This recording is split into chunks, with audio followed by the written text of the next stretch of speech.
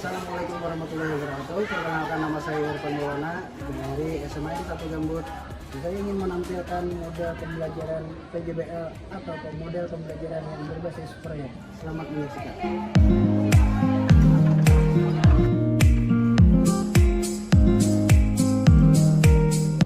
Assalamualaikum warahmatullahi wabarakatuh. Waalaikumsalam warahmatullahi wabarakatuh. Sebelum memulai pelajaran hari ini, persilakan untuk berdoa. Berdoa, mulai. Bismillahirrahmanirrahim. Raditu billahi rabban wa bil islami dinan wa bil muhammadin nabiyya wa rasulah. Rabbi zidni ilma warzuqni fahma bi rahmatika ya arhamar rahimin.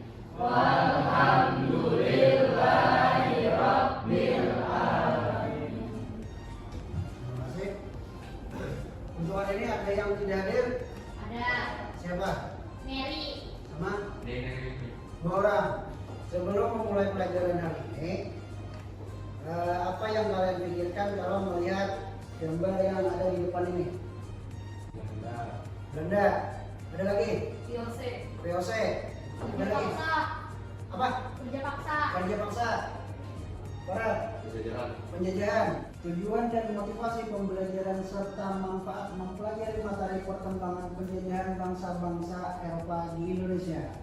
Yang pertama, tujuannya adalah agar peserta didik dapat memahami peristiwa sejarah tersebut, mengenali dampaknya terhadap bangsa Indonesia, dan mengembangkan kemampuan analisis.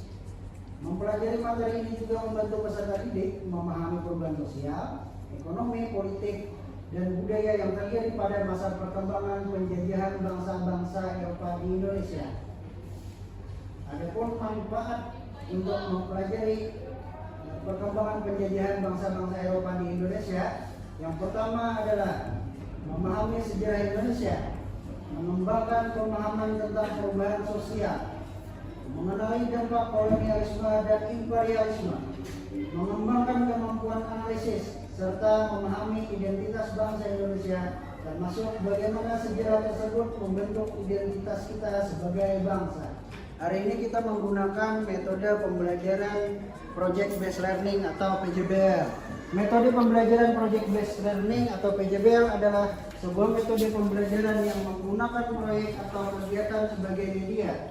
Metode ini menuntut siswa untuk dapat melakukan eksplorasi penilaian, interpretasi, sintesis, dan informasi untuk menghasilkan berbagai bentuk hasil belajar. Dan kita hari ini menggunakan model PJBL ini untuk membuat proyek pop-up book. Adapun materi kita hari ini adalah pertemanan bangsa-bangsa Eropa di Indonesia. Yang pertama itu adalah Portugis yang bertujuan mencari rempah-rempah. Kapal Portugis berhasil mencapai Indonesia dipimpin oleh Francisco Serrano dan Antonio de Bello. Dan Spanyol armada Spanyol mendarat di Maroko pada 1522 dipimpin oleh Sebastian de Elcano. Setelah tiba di Maroko, bangsa Spanyol bersekutu dengan Tidore untuk melawan Ternate yang didukung oleh Portugis. Selanjutnya adalah Inggris. Rombongan Inggris tiba di Maroko 1577 di bawah pimpinan Francis Drake. Dan Belanda, armada Belanda pertama kali tiba di Batam pada tahun 1596 di bawah pimpinan Cornelis de Houtman. Rombongan kedua Belanda dipimpin Jacob van Eyck berhasil membangun hubungan dagang dengan Belanda. Kedua, perkembangan penjajahan bangsa Eropa di Indonesia. Setelah berhasil mendarat di wilayah Indonesia, bangsa Eropa berusaha menanamkan pengaruh dan kekuasaannya di berbagai wilayah Indonesia. Masa penjajahan bangsa Eropa di Indonesia dapat dibagi menjadi 4 masa. Masa kekuasaan VOC tahun 1602 sampai 1800. Tujuan pembentukan VOC sebagai berikut. Yang pertama, membantu keuangan Belanda. Yang kedua, kedua, menyaingi pedagang dari bangsa lain. Yang ketiga, menjalankan pemerintahan sebagai wakil pemerintah Belanda di Hindia Timur. Beberapa kebijakan VOC, yang pertama, Tongitopster, ekstirpasi kontingenten, Verplis, Liberanti, dan Ranger Stelzer.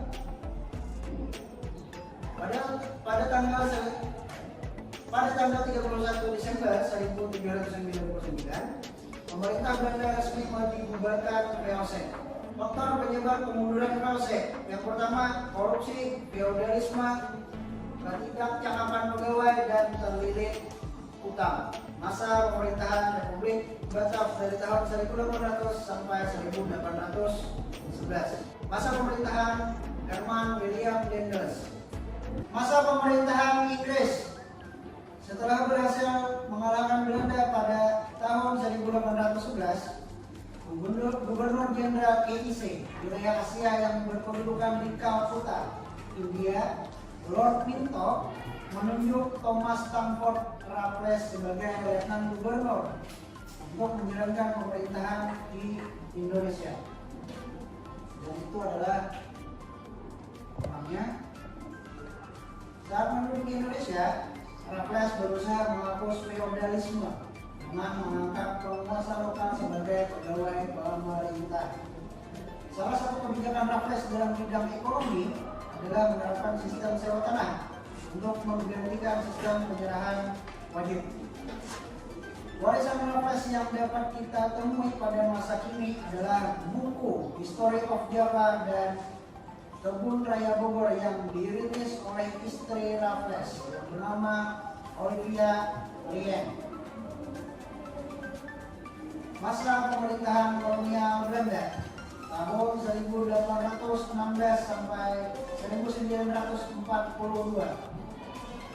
Masa kekuasaan Komisaris Jenderal. Berdasarkan Konferensi London, Belanda kembali memiliki hak atas wilayah Indonesia. Kekuasaan Belanda di Indonesia pada periode tersebut dijalankan oleh Komisaris Jenderal yang ada 3. Yang pertama adalah Cornelius Theodorus Eliot. Yang kedua, Alexander Gerard Philip Baron van der Capellen. Yang ketiga, Arnold Ardian Boisques. Pada masa ini, Netherlands Oost-Indie menjadi Nederland Indie atau Hindia Belanda yang menjalankan pemerintahan di Indonesia. Komisaris Jenderal berpedoman pada Regeling Reglement atau bisa disingkat dengan yang namanya RR. Pada masa pemerintahan kolonial Belanda 1819 sampai 1942, penerapan tanam paksa. Ini adalah bentuk dari sistem tanam paksa tersebut yang dicetuskan oleh Johannes van den Bosch. Kebijakan tanam paksa dimulai diberlakukan pada tahun 1830 serta difokuskan pada peningkatan produksi tanaman yang laku di pasaran internasional seperti kopi, tembakau, tebu, teh, dan nila. Sekarang Bapak akan menampilkan sebuah video yang berjudul Kedatangan Bangsa Eropa di Indonesia. Selamat menyaksikan.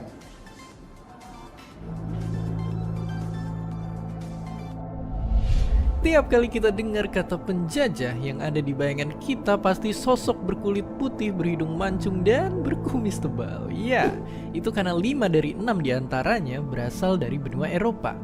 Tapi pertanyaannya, kenapa kebanyakan bangsa Eropa lah yang nyatanya bukan cuma menjajah kita, tapi bahkan hampir seluruh dunia? Dan kenapa bukan kita yang menjajah? Oke, kita mulai jawabannya dengan mundur lebih dari 500 tahun ke belakang.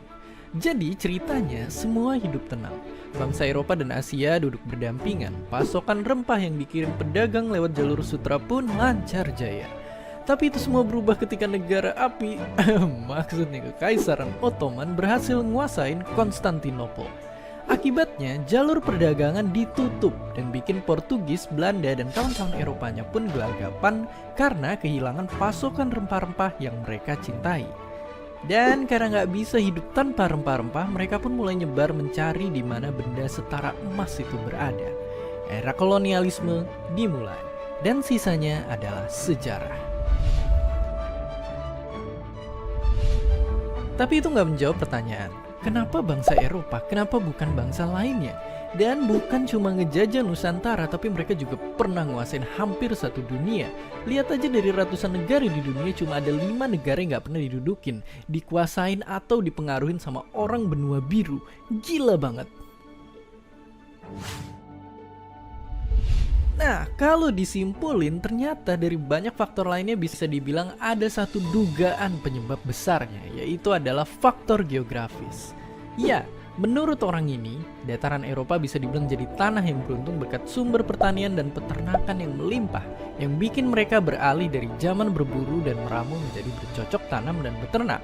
Nggak cuma itu, di Eropa tekanan kompetisi politik di sana itu kuat banget. Eropa selalu penuh dengan persaingan-persaingan sengit kerajaan dan penguasa. Itu yang bikin teknologi persenjataan berkembang lebih pesat hingga akhirnya mendominasi dengan mesiu. Dari sana juga mereka bisa berlayar ribuan kilometer jauhnya ke berbagai penjuru dunia untuk berdagang lalu menguasai peradaban lainnya. Oke, kalau disimpulin gak kayak Indonesia yang relatif lebih adem ayem, kondisi geografis dan kompetisi politik orang Eropa bikin mereka berkembang, menjelajah, dan pada akhirnya menjajah. Sekarang, nguasain wilayah negara lain memang udah gak zaman, tapi yang jelas meski udah bukan zaman kolonial, berjuang itu mesti tetap dilakuin agar kita gak jadi bangsa yang tertinggal. Agar kita bisa jadi pahlawan untuk bangsa sendiri. Untuk kalian dipersilakan ke kelompok masing-masing yang kemarin atau di pertemuan sebelumnya sudah dibentuk. Silakan.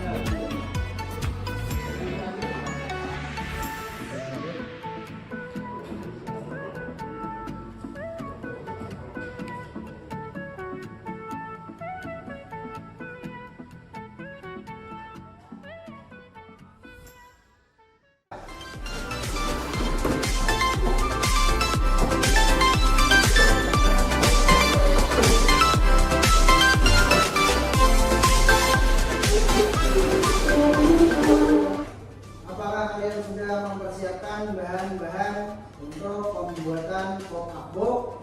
Apakah yang membawa dan lengkap? Kalian sudah mengerti dan paham untuk tugas yang harus diselesaikan?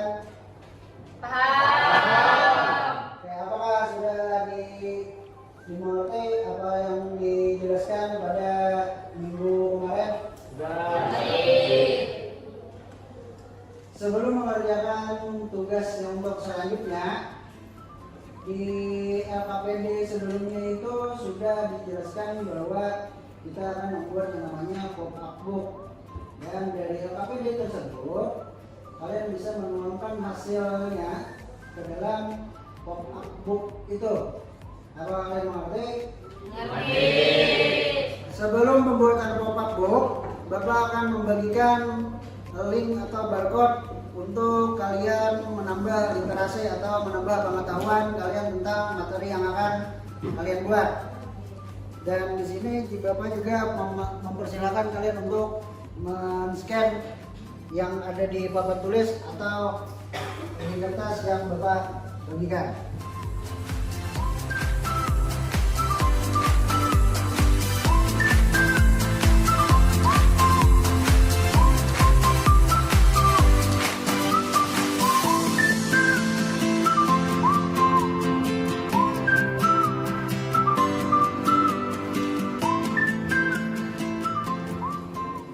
Di sana kalian bisa men-scan materi kalian sesuai dengan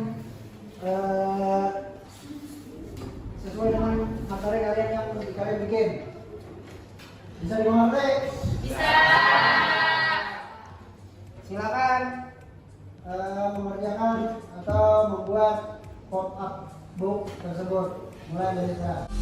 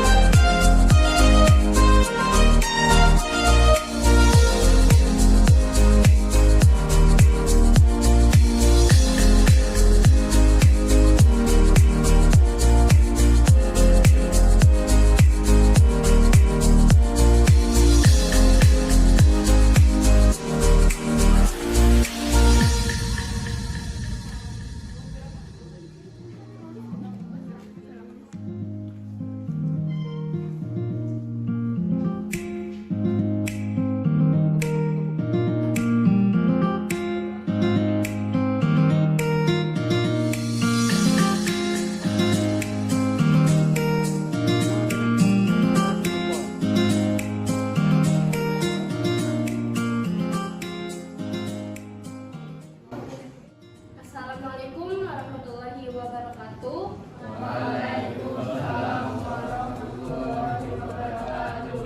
Kami dari kelompok 1 ingin mempresentasikan pop-up book dengan materi masa pemerintahan Inggris. Masa pemerintahan Inggris suatu negara yang mencoba mencari rempah-rempah di Indonesia, membuat Inggris ikut serta berlomba-lomba berlayar menuju Indonesia. Sir Henry berlayar menuju Indonesia dan James Cook merupakan dua tokoh ternama dalam pelayaran samudera.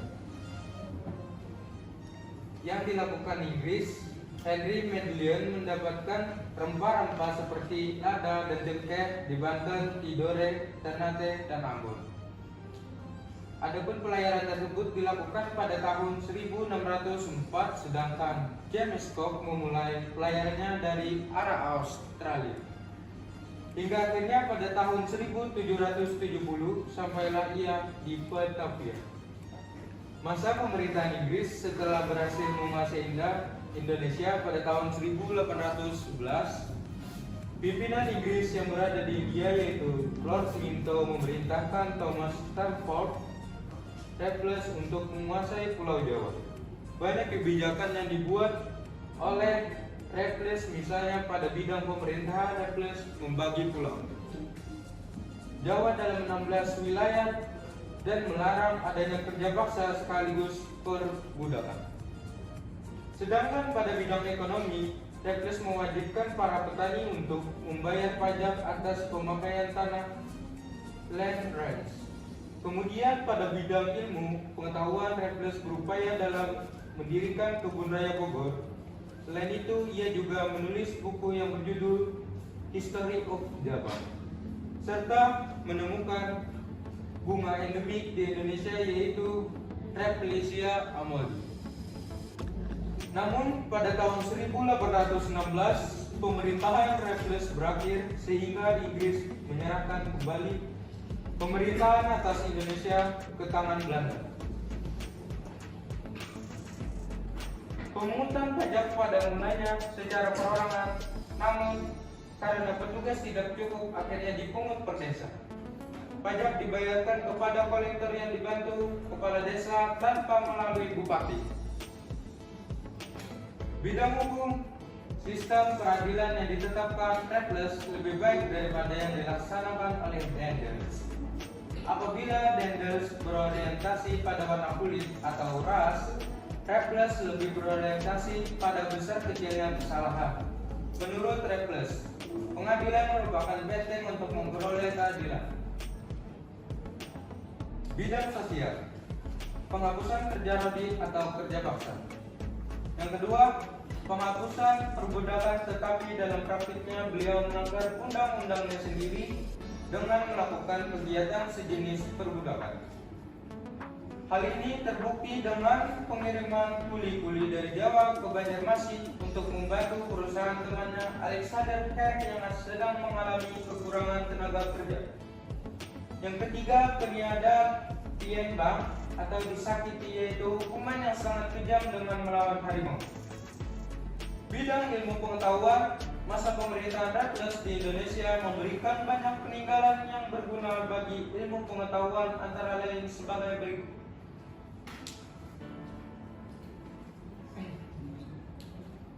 Ditulisnya buku berjudul History of Java. Dalam menulis buku tersebut Raffles dibantu oleh juru bahasanya Raden Aryo Notodunoro Ningrat dan Bupati Sumeneb Notokusumo II, memberikan bantuan kepada John Crawford, Presiden Yogyakarta, untuk mengadakan penelitian yang menghasilkan buku berjudul History of the East Indian Archipelago, diterbitkan dalam 3 jilid di Edinburgh, Skotlandia pada tahun 1820. Raffles juga aktif dalam mendukung Batavian March Genotype, sebuah perkumpulan kebudayaan dan ilmu pengetahuan. Ditemukannya bunga bangkai yang akhirnya diberi nama Rafflesia. Presentasi kami telah selesai. Apakah ada yang ingin ditanyakan? Ya, silakan. Assalamualaikum warahmatullahi wabarakatuh. Waalaikumsalam warahmatullahi wabarakatuh. Saya dari perwakilan kelompok 3 ingin bertanya. Tadi ada juga disebutkan Pulau Jawa dibagi menjadi 16 presidenan. Apa saja presidenan tersebut? Terima kasih. Silakan, siapa lagi yang ingin bertanya? Ya, silakan. Assalamualaikum warahmatullahi wabarakatuh. Saya perwakilan dari kelompok 2 ingin bertanya. Apa saja peninggalan Raffles yang ada sampai sekarang? Terima kasih. Terima kasih atas pertanyaannya. Saya akan menjawab pertanyaan dari kelompok 3, yaitu tadi ada juga disebutkan Pulau Jawa dibagi menjadi 16 presidenan. Apa saja presidenan tersebut? Presidenan Banten, Presidenan Banyumas, Presidenan Besuki atau sekarang Kabupaten Banyuwangi, Kabupaten Bondowoso, Kabupaten Jember, Presidenan Bogor, Presidenan Cirebon, Presidenan Jakarta, Presidenan Karawang, Presidenan Kediri, Presidenan Kedung, Presidenan Madiun, Presidenan Madura, Presidenan Pati, Presidenan Priangan, Presidenan Rembang, Presidenan Semarang, Presidenan Surakarta. Terus saya akan menjawab pertanyaan dari kelompok 2, yaitu apa saja peninggalan Raffles yang ada sampai sekarang. Ada beberapa peninggalan Raffles yang terkenal, yaitu Kebun Raya Bogor, buku yang berjudul History of Java, dan bunga Rafflesia arnoldi atau bunga bangkai. Kebun Raya Bogor tersebut dibuat untuk pusat penelitian utama pertanian dan hortikultura atau cabang ilmu yang membahas perihal pertanian yang meliputi tanaman buah, sayur, dan tanaman hias, dan merupakan kebun raya tertua di Asia Tenggara. Terima kasih. Ya, itulah presentasi dari kelompok 1 yang membahas tentang masa pemerintahan Inggris. Apakah kalian bisa memahaminya? Ya. Dan Bapak ucapkan terima kasih untuk kelompok 1 dan kita beri tepuk tangan dulu untuk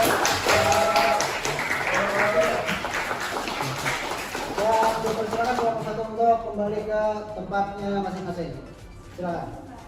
Setelah teman kalian presentasi hasil pop-up booknya tadi, menurut Bapak itu sudah cukup bagus. Namun, bagaimana menurut pendapat kalian? Silakan. Lumayan karena masih ada kekurangan lagi. Kekurangannya itu berupa Penjelasannya kurang detail. ada lagi Untuk kedepannya lebih kreatif lagi. lebih kreatif, ada lagi Penggunaan huruf yang jelas. penggunaan huruf yang jelas. Dan terima kasih untuk kelompok yang sudah presentasi tadi. Yuk kita beri tepuk tangan yang beribu. Dan ini ada sedikit hadiah dari Bapak untuk kelompok yang maju tadi.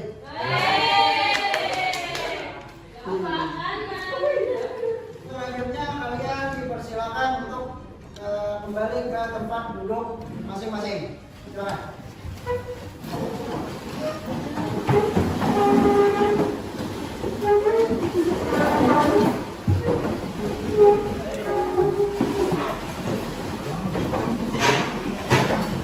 Bapak akan menanyakan perilaku apa ya sebaiknya dihindari pada saat pembelajaran berikutnya. Ya, silakan. Jangan ikut saat pembelajaran Saat jangan Jangan ikut ikut saat pembelajaran berlangsung. Ada lagi? Tidak boleh makan. Tidak boleh makan. Ada lagi? Tidak jangan menyalahgunakan penggunaan handphone. Oke. Itu yang perlu dihindari dan untuk yang perlu ditingkatkannya apa? Berkontribusi sama kelompok. Berkontribusi sama kelompok. Ada lagi? Ya, Penggunaan kata-kata yang baik dan jelas. penggunaan kosakata Yang baik dan jelas. baik dan jelas. Hal apa saja yang kurang dalam metode pembelajaran yang telah kita lakukan ini?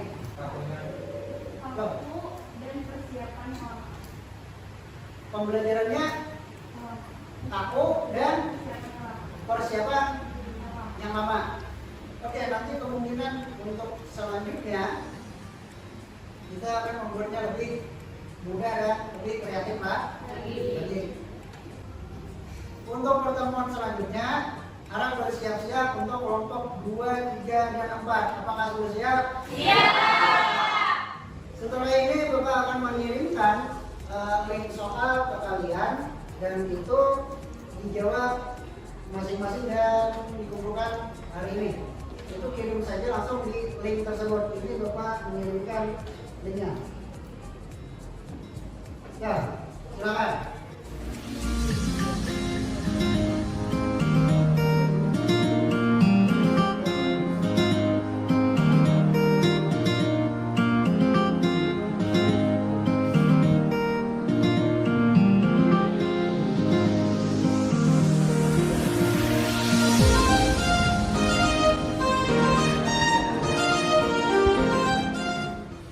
Apa kalian sudah selesai mengisi link yang sudah Bapak berikan tadi?